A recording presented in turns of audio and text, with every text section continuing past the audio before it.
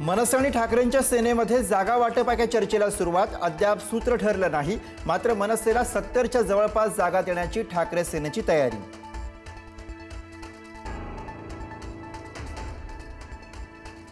मुंबईमध्ये काँग्रेस आणि शरद पवारांची राष्ट्रवादी एकत्र लढण्याची शक्यता. काँग्रेसच्या शिष्टमंडळाने घेतली शरद पवारांची भेट.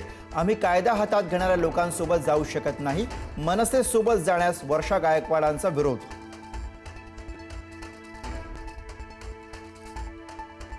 जागा वाटप महत्त्वाचं नाही, एकत्र लढणं महत्त्वाचं.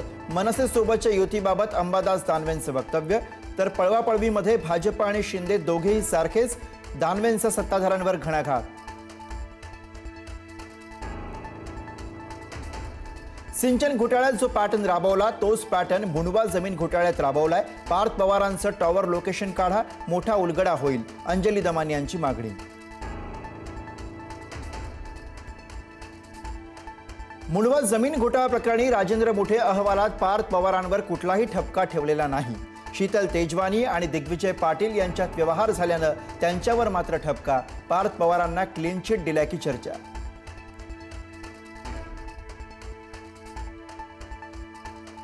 मुंबईतल्या फौजदारी कायद्याच्या कार्यक्रमाला मुख्यमंत्री देवेंद्र फडणवीस आणि अजित पवार उपस्थित.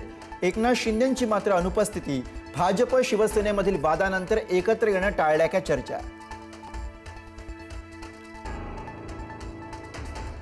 मंत्रिमंडळातल्या नाराजी नाट्यानंतर भाजप शिवसेना नेत्यांचा एकत्र प्रवास. उद्योग मंत्री उदय सामंत, भाजप प्रदेशाध्यक्ष रवींद्र चव्हाण आणि निरंजन डावखरेंचा मुंबई ते रत्नागिरी प्रवास. कागलमध्ये अजित पवारांच्या राष्ट्रवादीला शिंदेंच्या शिवसेनेची मदत. हसन मुश्रीफांच्या स्नुषा सेहरनिदा नवाज मुश्रीफ यांची नगरसेवकपदी बिनविरोध निवड. शिंदे सेनेचे उमेदवार नूरजहान निसार नायकवाडी यांची माघार. तुळजापूर नगराध्यक्ष पदासाठी भाजपकडून ड्रग्ज प्रकरणातील मुख्य आरोपी विनोद पिटू गंगणेला उमेदवारी. पक्षश्रेष्ठींचा आदेश डावलून आमदार राणा जगजितसिंहांनी उमेदवारी दिल्याची चर्चा.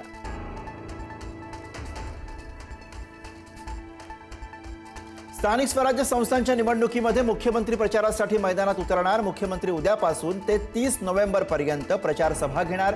नगर परिषद आणि नगरपंचायतीसाठी दररोज 3 प्रचार सभा होणार.